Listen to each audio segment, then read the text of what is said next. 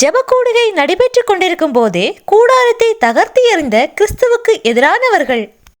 நாட்டில் கிறிஸ்தவர்களுக்கு எதிரான கொடுமைகள் நாளுக்கு நாள் அதிகரித்துக் கொண்டே வருகிறது. இந்தியா ஒரு ஜனநாயக நாடுதானா என்ற கேள்வியும் எழுகிறது. தற்போது கிறிஸ்தவர்கள் ஆராதனை நடத்தி கொண்டிருக்கும் போதே அவர்களின் கூடாரத்தை சேதப்படுத்தி அராஜகத்தில் ஈடுபட்டுள்ளனர். கிறிஸ்தவர்கள் ஆண்கள், பெண்கள், சிறுவர், சிறுமியர் என ஒன்றாக இணைந்து ஒரு கூடாரத்தில் அமைதியோடு கைகளை தட்டி கர்த்தரை துதித்து பாடிக்கொண்டிருந்தனர். அப்போது கிறிஸ்துவுக்கு எதிரான பிற மதத்தினர் கூட்டமாக வந்து அவர்கள் ஆராதனை செய்து கொண்டிருந்த போதே அவர்களின் கூடாரத்தை கிழித்தெறிந்து சேதப்படுத்தினர். இத்தகைய கொடுமை நடந்து கொண்டிருக்கும் போதும் அவர்கள் இடைவிடாது கர்த்தரை துதித்து ஆராதனை செய்து கொண்டிருந்தனர். வடமாநிலத்தில் கிறிஸ்தவர்களுக்கு எதிரான கொடுமை தொடர்ந்து அரங்கேறிக் கொண்டே வருகிறது. இதற்கான முடிவு விரைவில் வரும்.